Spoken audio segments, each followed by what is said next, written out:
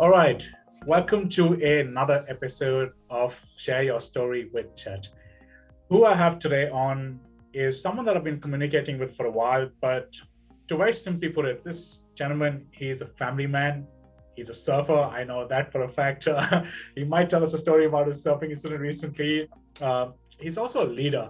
In my conversations with Matthew Brown from Bricklet, what I figured out over time is that he's definitely got the leadership skills, and he's also been a great motivator for his team. And these are conversations that we've had over time.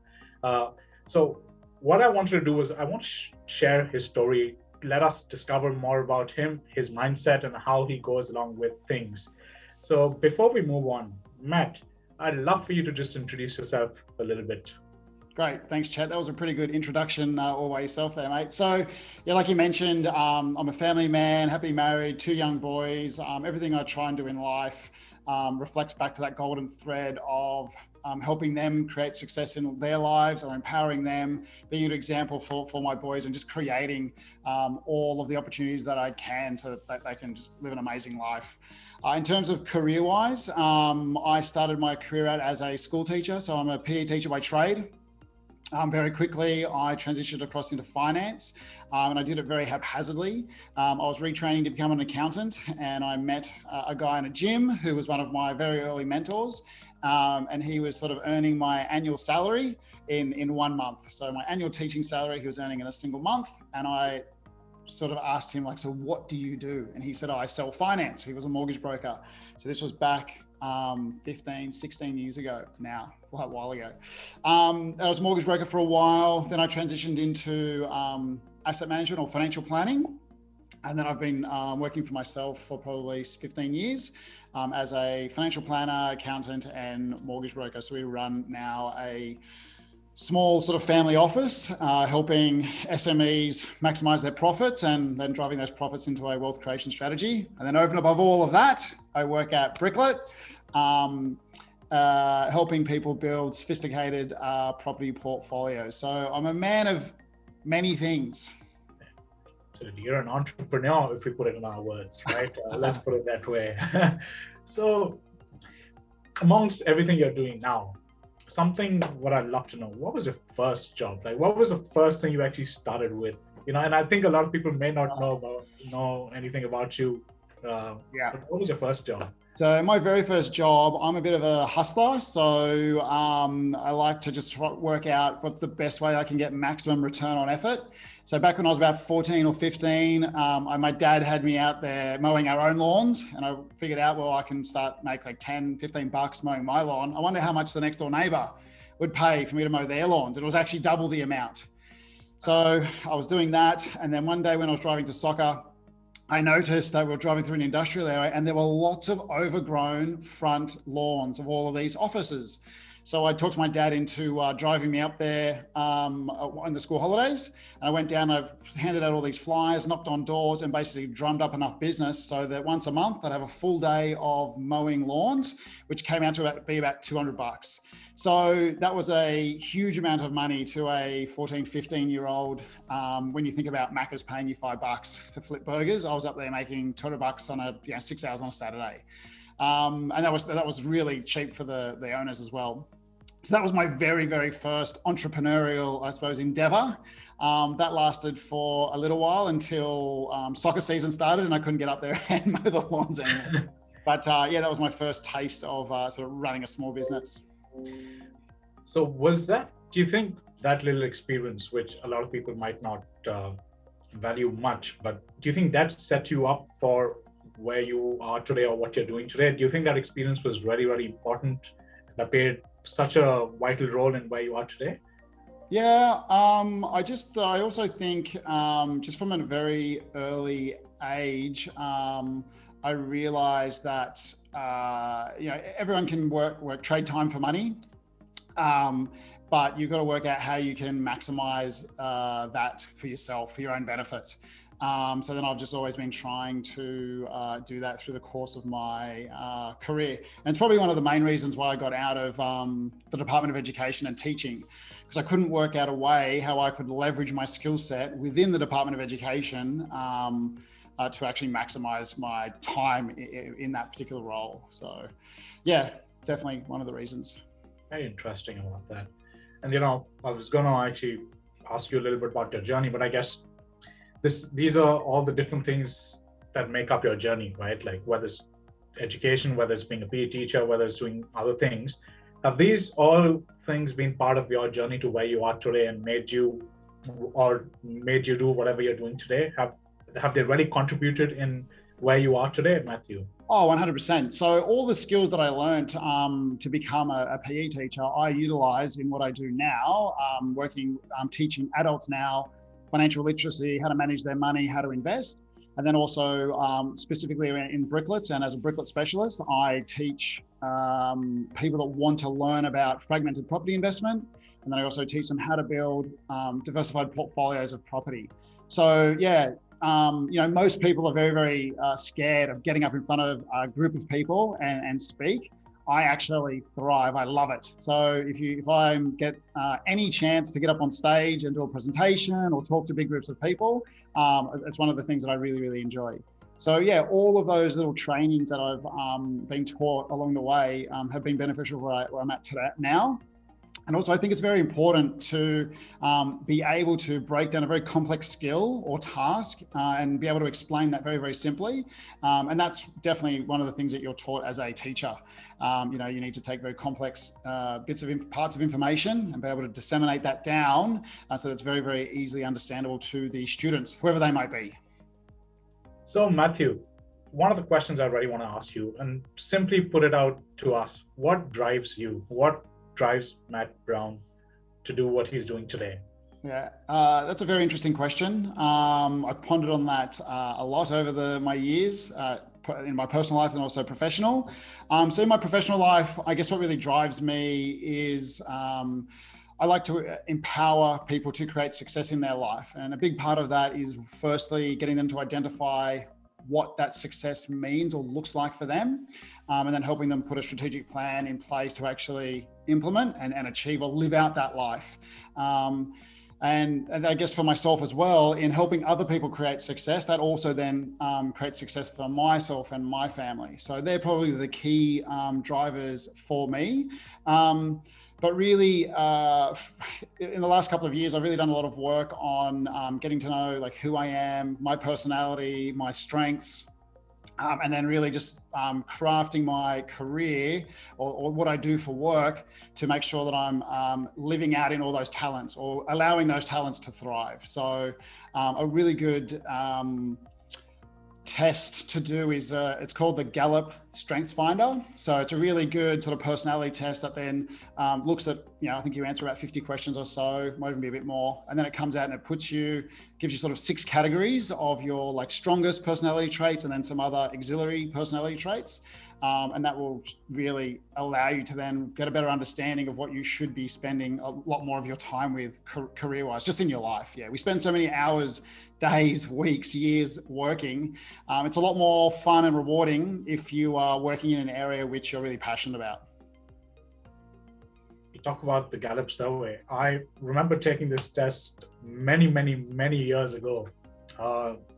Probably beneficial for me to take it again. I haven't honestly thought about taking it again because I just took it once at the start of my career. Yeah, thank you for that. That does help. Yeah, so I think it's one of those things, because we're evolving. Hopefully we're evolving. So as we're learning new things, as we're evolving, we're changing, and then therefore your personality will change as well. So your natural bents will sometimes change. So yeah, it's good when you're coming to a fork in the road and trying to make certain decisions about which direction you're going to go, to just really have a thorough understanding of who you are is going to really help you create that success and allow you to thrive. Awesome. I'm going to put the Gallup test in the comments below of the podcast as well. So if anybody wants to take it, that's amazing, And again, that's what I'm saying, right? When we want to grow, there's so many different people who we can get inspiration and so many different things we can use and tools in this generation. So thank you for that. And hopefully people sort of take this again. So I guess coming back to the point, and you've been talking about it, but how do you sort of progress? How do you grow? Like, I think a lot of people that I was an example where I was doing the same thing for a long time and I was very happy with it. But I've really worked on a growth mindset where I'm trying to evolve, like you just said, trying to move forward. So what do you do to progress or grow yourself? So for me, the most growth that I've had, I guess, is when I really took a step back and really took some time to get a better understanding of myself, who I was, what my talents were, and the things that I enjoyed doing the most. And then from there, I've been very fortunate to be able to then craft a career around those things. So that's when I probably progressed the most professionally. And then, having an understanding, that I have the personality where I always like to chase the next shiny object. So the next tool or the next, whatever it is. So once you understand that, then you need to really be mindful of finishing all of the projects or tasks that you currently have before you start something new. The other thing is, like I'm not a CEO. I know that. I run my own business for many, many years. I've been a partner in businesses for many, many years. And when I was playing that CEO role, it wasn't my natural bent or my natural talent. So the best thing that I've done is surround myself with people who complement my skill set. So, I've got 2 business partners who are fantastic. One is the CEO, he runs our firm. And my other business partner is a very, very detailed, process-driven guy. So he keeps me and everyone else on track with that. And it's all around, knowing who you are and then building a team around you, especially if you're in a leadership role, to help yourself create success and thrive and grow, and then also for them. Because if you fill a room or a team full of leaders or CEOs, nothing gets done. So the too many chefs definitely spoil the broth. So you just got to have get a really good understanding of who you are, what your skill set is, and then as much as possible surround yourself with other people who are going to assist you, support you. Yeah. Well said. And I was on a podcast with someone the other day, and the same, she told me the same thing. It was just about having the right people, doing the right job, makes life so much easier, because everyone's not good at everything, and you need to understand that. But also, I guess, if you want to excel in certain things, you don't want to be doing certain tasks because you can't do everything yourself, right? Having the right people so you can focus on what you do is probably a better way to lead any team, I guess. And you obviously are one of the leaders that I've met who are leading a team in the right direction. And after the conversations we've had, I can really figure out your leadership style. But what is your leadership style? If I ask you, what is your specific one? Yeah, so very often my leadership style is very, I guess you would say it's very loose, or I like to empower my staff or the people that I'm working with to just get their tasks done in their own time, as long as we're hitting the milestones that we're looking to get to. I certainly am not a micromanager. I just like to think about the big picture, how that's all working, put together that strategic plan, and then as long as everyone in the team then understands what needs to happen along the way, and then just let them get that done. I also really like having, sort of a daily huddle where you can just sort of get together with your team, quickly break down what's been happening the day before, and then what are the significantly important tasks for the current day. And then that way you're not letting anything really become to a bottleneck.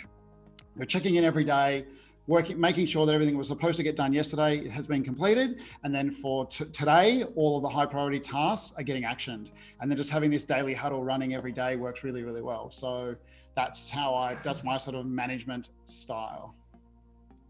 It's amazing. To your point, when I used to work in hospitality a few years ago, we've got a very common thing, I think, in most hotels is having a morning meeting where all the executives get together. Normally it's 8 or 9 o'clock, and then the general manager always sort of goes to with the department heads and says, okay, what are you doing today? What's happening? Or we're updating them. And then a lot of the GMs, then they don't sort of interfere in what you're doing. You just report back to them. It makes sense because having that little time in the morning to plan the day, going ahead and doing what you're doing, and then probably just reporting back and saying the milestone's been done or where you're at, is a great way of managing teams because you're not a micromanager anymore. You're actually a macro manager, but you're making everyone responsible for their areas as well. And I guess that's so important, that accountability in this day and age. People want to be accountable. They want to be known for what they're doing as well. And I guess they do a lot more if they're accountable, if you hold them accountable and responsible for something. What is your thought on this? Yeah, so definitely holding people accountable, I think is important, but I like to think of it more in terms of like empowering people to get the things that they need to get done within the allocated timeframes. So with everyone sort of transitioning to work from home now, and people having, sort of offices spread all over the world, lots of small entrepreneurial business have overseas outsourced type of staff. So when you start to build these types of teams, then you really you can't micromanage. It's impossible because you don't have everyone in a room or in one office. Everyone's working in different time zones. They're working, it's in different countries. So you really have to have a good way of organizing each, I guess, project so that everyone understands each individual task that they're getting done, and then that overall that project comes together. And then someone, I suppose, is monitoring that. But I think, the majority of adults now, if left to their own devices and they're getting paid to do a job, they get that job done. Because otherwise they simply, that employer will just move them on. So I don't think the micromanaging manager is thriving at the moment. They would be really struggling with the current dynamics that the world is in. So yeah, I just think much better, and there's just so much better tools now with, project management software and so on. And so the communication, the software out there now, it's so much easier to manage big teams on a single project and allocating tasks out. So yeah. Absolutely. Yeah, project management is something that I'm working towards now because it's a new thing for me, working with a remote team, and a lot of people, like you said, you're right. A lot of people are working with remote teams now. Even if it's working from home, it technically becomes remote. It's not the same environment when you see the people. And it takes a bit of getting used to. It took me a while to get used to it because I wasn't sure how to manage it. But I guess I'm learning as I go, and it's getting better every day. And to your point, exactly, you can't micromanage a remote team. You sort of got to go with the flow and understand how to deal with them. But yeah, that's a great point. But definitely for yourself, like marketing is all about project management because, people are creating, for example, a piece of content, and then that piece of content that needs to get put into all those places so that eyeballs is going to be able to see that, which is going to attract the attention. And then you're going to be monitoring all of those different things. And there's so many different platforms, blah, blah, blah, blah, blah. So yeah, like you really have to have thorough project management plans. And then obviously you've got multiple different clients. So you've got similar things happening for all different types of clients. And then all the different pieces of content for each of those clients. So yeah, it can definitely become very overwhelming if you're not good at managing people or tasks like that. So that's why you really should be trying to leverage off great software tools that are out there at the moment. Absolutely. What do you use? So for me, to be honest, I have 2 or 3 basic tools that I use. One thing is Slack, which I use for communication with my team, which has worked out well. I've recently got into using the software is called Tick, but it's something like Notion and all. It's a simple project management tool just for myself. And I use Slack and Google Drive to actually manage my projects with people. For me, this works very well because I've got one that just manages me and helps me keep on track of the tasks I need to do. Then I sort of execute it through Google Drive. And Slack has been very good because Slack just helps you communicate in a different way. It's more professional than using WhatsApp, I believe, because people know they're working on that. To be honest, within these 3 tools and a few automations that I do, it's been working out okay for the business that I'm running at this point of time. I don't know when I scale up next what's going to happen.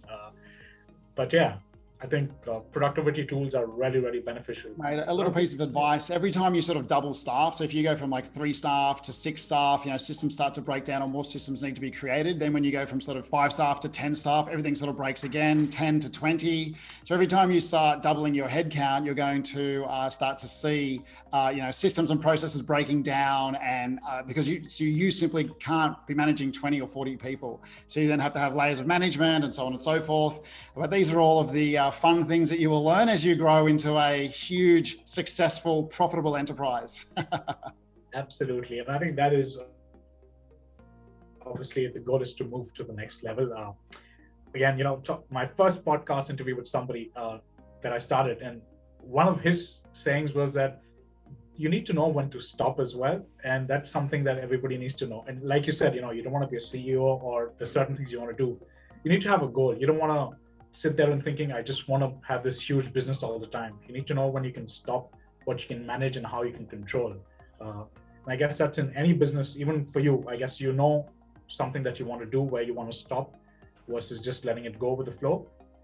Yeah, or some people want to grow huge Facebook style enterprises. Other people just want to have create financial security and time freedom. So depending on what type of business that you want or the sort of industry that you're in, but you should really have an end goal in mind, whether that's a revenue goal, a profit goal, whatever that may be. And those things will change over time as well. Obviously at the moment, not obviously, but I have young children under the age of 10. So I want to try and spend the maximum amount of time that I can with them, definitely on the weekends, and then, after school as well. So that means I try and wrap up my day somewhere between 3 and 4 o'clock, which is difficult at times. But it's definitely one of my goals in this short period of time where I have, young children as a big part of my life. Well, I was actually going to ask you, one of the questions I was going to ask you was, how do you sort of manage your work, but sort of keep active and manage your own life at the same time? So, work-life balance? Yeah, work-life balance. I don't believe in work-life balance. So, and the reason I say that is because in certain parts of your career or certain parts of your home life, you need to put 100% or 90% into something. So I think about my balancing, just balancing my life. There's no work, personal, it's just balancing my life. And the way that I try and do that is I try and think about it as like I'm juggling balls. So I have like the family ball, I have friends, I have my career, I have my staff and my employees, and how do I keep all of these things happy and still spinning in the air? And at times, when you're working on big projects or at work, you could be doing 60, 70 hours a week, especially if you're just starting up a young business. Then you're going to be spending a lot of time just building out the foundations of that particular firm. So you're going to have to spend a lot of hours doing that, testing, measuring, coming back, changing, so on and so forth. So at those times, it's hard to do that. And then also have, for example, a young family that you really want to be there to see your kids first walk and teach them to play soccer and do all these other different things. So I think, when you think about creating success in your life and how you balance those things out, it's really important that your partner and you are on the same page in terms of the goals that you're looking to try and achieve. And then having an allocation and then focusing on what you're actually doing at that particular time. So what I mean by that is when you're at work, don't be staring off into the air thinking about missing your children or spending more time with your partner. Focus on the task at hand, get that work done at the highest quality as quickly as possible, so then you can then go and enjoy that downtime. When you're at home at the dinner table, get the phone away. Get off all of your Facebook and all of that rubbish, and then communicate with your family. Spend that quality time, and even though it may not be multitudes of hours, sometimes it's not about the quantity of time that you spend with people, but it's about the quality that you can spend with them. And that's what I've found is really important. And one of the goals that my wife's name's Claudia. So Claudia and I agreed pretty much in the beginning of our marriage was that Sundays was a holy family day. Nothing else happened on Sunday except spending time with family. And that's our immediate family. And that's like my dad, her parents, our broader family, and then also friends. So when you start to implement some of these procedures, I guess, into your life, people just understand that, okay, during the week, we're just busy, just getting things done, kids to sports and everything like that. But on Sunday's a time that we really connect and spend quality time together and then enjoy each other's company, recharge the family, and then get after it again on Monday. Absolutely. And to your point, it's so accurate that sometimes it's good to sort of have a schedule in its own way, because when you're focused on one task, then you're really committing to it. Reading a book by Jim Quick, and we spoke about this before when we were on the phone as well, was be present. If you're not present, you're never going to learn anything. That's what he says. But it's also being present with the people you're communicating, I guess, because that's how you pay attention to them. That's how people are going to start relating to you. If you're going to be sitting with people and then thinking about other things, people do realize when they're neglected, and that's family, whether that's business, it's all the same. And really, I really agree with you when you say, focusing on one thing at a time. So when you're at work, just focus on your work. When you're with family or with someone, then focus on them. Really well said. And you practice it as well. So it's amazing. I am an imperfect man. So I tell you all these things because these are things that I'm trying to do. But I have definitely not, if you speak to my beloved wife, she's telling you that I'm definitely not a perfect time manager or having focus on time. But these are things where I have learned over many, many years that if I try and adhere to those or focus in those areas, it's going to give me the maximum ROI, both at work and then also with my family. Absolutely. And look, this is what progress is like. You work on everything. Nobody's perfect in anything, but it's how do you keep developing, working, getting better? You'll never be the perfect family man. You'll never be the perfect work colleague, but it's just progressing every day. And that's what it's all about, right? How are you better than yesterday? That's my goal in life always. Yeah, what I mentioned before about that journey. So the journey is trying to become the best version of yourself for now, because the version of you today is different from the version of you yesterday or a week ago, and also a year from now. So yeah, I'm very much a believer of that as well. Yeah, thank you for that. That's great. Hopefully people listening, it's something that they can think about the journey as well, which you already mentioned about. I'm a big believer of that. And that's pretty motivating. So what I want to ask you now, this podcast is about obviously inspiring people, right? Whether we inspire one person or 10, but the goal is to inspire anybody. So what advice would you give to people, new upcoming entrepreneurs, leaders, or anybody sort of moving out and starting out? Because, you've gone through your experiences, but there are a lot of people who are starting out new, but they're also moving into a new life, like myself, from hospitality to marketing, for example. How, in terms of a mindset, what advice can you give them based on your experiences, to be honest, So my advice to people who are thinking about becoming entrepreneurs, so business is a skill set. Being able to run a business is a skill set that is learned. So you can either go to business school and learn an MBA, learn how to do it that way, or you learn by working in big organizations and then you start your own.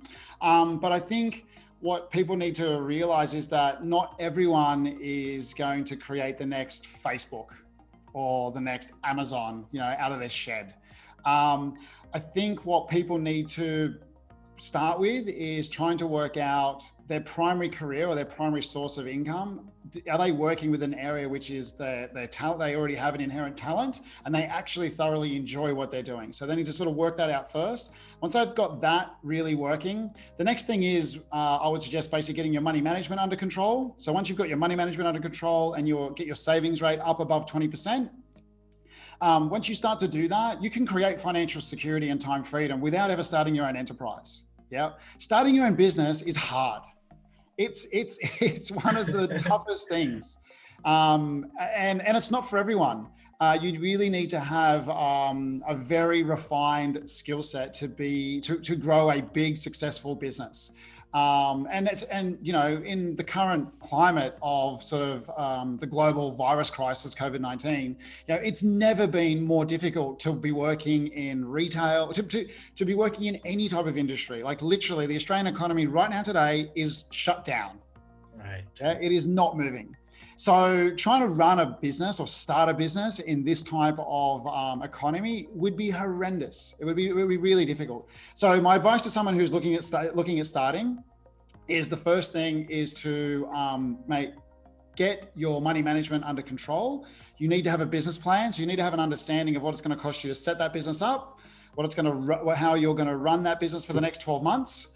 And then most early business owners are underfunded. So what I mean by that is they haven't got enough capital to see them through the first 12 months. And what that means is they run out of money to either pay themselves and feed themselves personally, so they have to give up the business, or they go into huge amounts of debt to try and fund this business going forward. So my advice would be to make sure that you're adequately funded. And what adequately funded means is that you need to have a minimum of a year's worth of fixed costs in a bank account, ready to pay them all. And part of those fixed costs should be paying yourself a salary. So whatever it costs you to live, your business should be paying you that salary from the beginning. Wow, that is some good advice. Definitely. It's, again, I was talking to someone, and this is the same topic came up about myself as well. I sort of just went into it, but the more I see people, that's the ones who made it or are growing up, they always talk about this, like everything looks easy from the other side, but you got to sort of plan and move ahead. You can't just sort of jump into something and give up your 9 to 5, because 2021, everyone's talking about giving up their 9 to 5 and moving into something else, because the way the world portrays things, it looks really easy. But to your point, you're absolutely right. Think about it, be smart, don't just sort of jump into it, and have your financials ready to save you in the future. Yep. So there's a great author. His name is Michalowicz. I'll send you a link. He's written a whole range of books: The Pumpkin Planner, Profit First, Surge, a whole lot of different books. Which you'd sort of start and work your way through them. And if you're thinking about starting a business, I'd suggest having a read through all of those, and that will really give you a really thorough foundation for how to start planning the business, building all the different components in a firm. Building a product is just one part. You got marketing, HR, accounting, how to run your money. So his book, Profit First, really teaches entrepreneurs how to run the finances through their business. And then other different books then help you grow, and so on and so forth. Like, there's so many business books out there, and so many resources. Spend a lot of time really upskilling in those areas. It is so important. I think last time I checked on my Kindle, I've got something like 350 books, which I haven't read them all, but I do read a lot of them, looking for, or speed read a lot of them, just trying to pull out that golden nugget from each of those books, and hopefully learn something from them. But most business books are pretty similar. Absolutely. Really, I love that point of yours, because and I can relate to so many things, because when I started out as well, I had no idea what HR or anything. I just thought I'm starting my own little business, and I didn't realize I will be scaling, I'll be hiring people, but I just thought I'm going to do it myself. And then I started hiring people remotely, figuring out the payments and how things are going to work, and they want things on time. That was such an important element. But also, when you already talk about HR, it's about that relationship building with that remote team. You forget it's a business. You can't just hire people and expect them to do whatever you want them to do. They want to be respected, they want to be nurtured, and running a business is not just about making money and making a sale with a client. There's a whole building block that needs to be built over time. Love that point of yours. Look, I've been self-employed for sort of over 15 years. And over that time, I've had some just phenomenal people work within my organization. And then some of those people have become business partners of mine. They've gone off and done other ventures together. Some of them have gone off and created their own businesses. Some of them are still working with us today. But really, your job as a leader, I think, is to really help each of the key people in your organization, identify what their skills and talents are, and then helping them flourish. So, you've got to be providing ongoing training, mentorship, you've got coaching potentially as well. You've got to show them a career path if they're going to stay with your organization, and how both the organization and those people that are working within your organization are going to help you grow. The people in your business are one of your most valuable assets. A lot of people think it's the widget they built. It's actually not. The widget is just one very small part of your overall infrastructure in terms of growing an enterprise. Your people and the culture within that organization is so fundamentally important. You have to really get that right.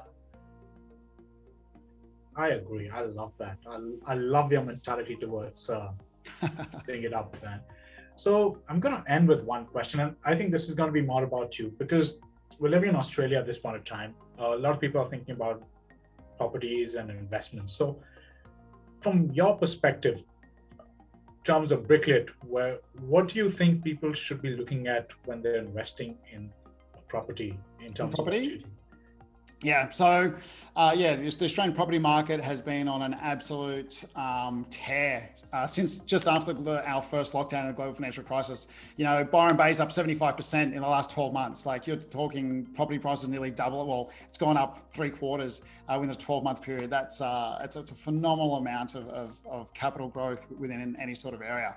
But fundamentally, what people need to remember about any type of investing is that they need to thoroughly understand what they're investing into. So they need to understand what the asset class is. They need to understand how that asset class will actually perform in different economic environments. So high inflation, low inflation, high interest rates, low interest rates, etc. And then so once they get an understanding of how those different investment or asset classes are going to perform, then they can make a decision on which one of those asset classes they're going to learn more about at any one time. And then from there, move forward. So most Australian property investors, they invest, or nearly all Australians' wealth actually is tied up in their own home. So 80% of Australians' wealth is tied up in their principal place of residence. And then outside of that, there's about 30% of Australians that own an investment property, or about 30% of the market, which is an investment property. And then of those investment properties, 98% of people only ever buy one investment property.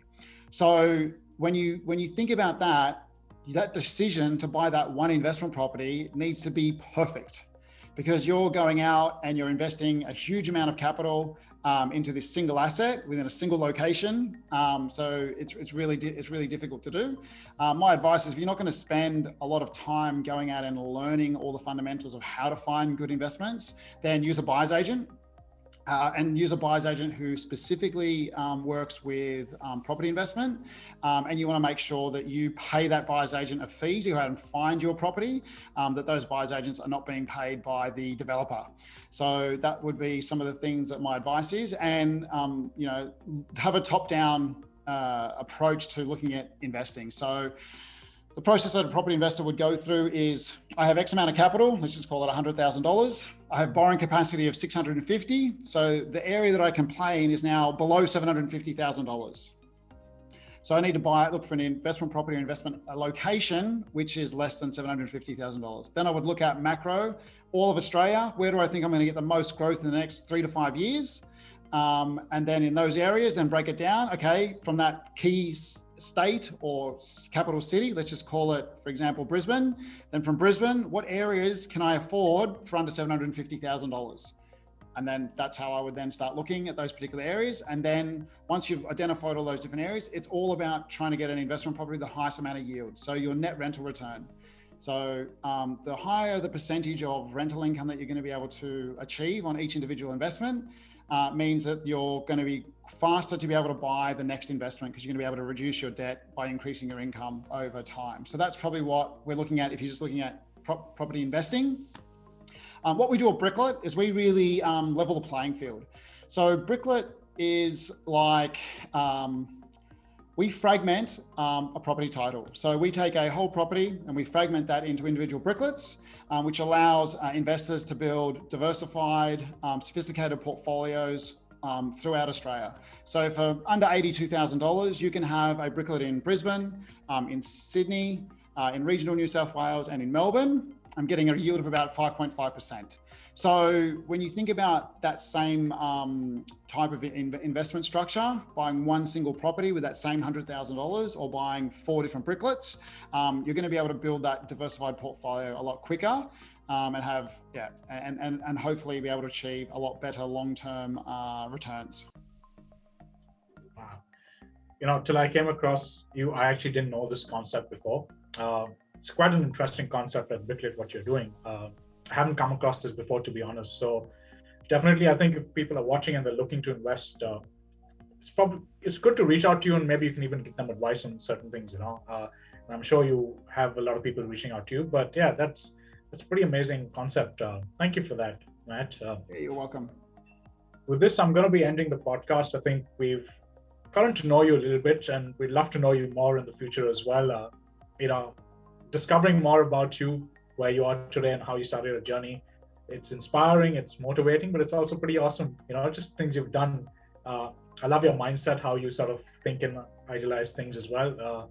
So yeah, thank you so much, Matt Brown, for coming on my little podcast over here. And we hope to see you again. You're welcome, Chet. Look forward to coming back on board.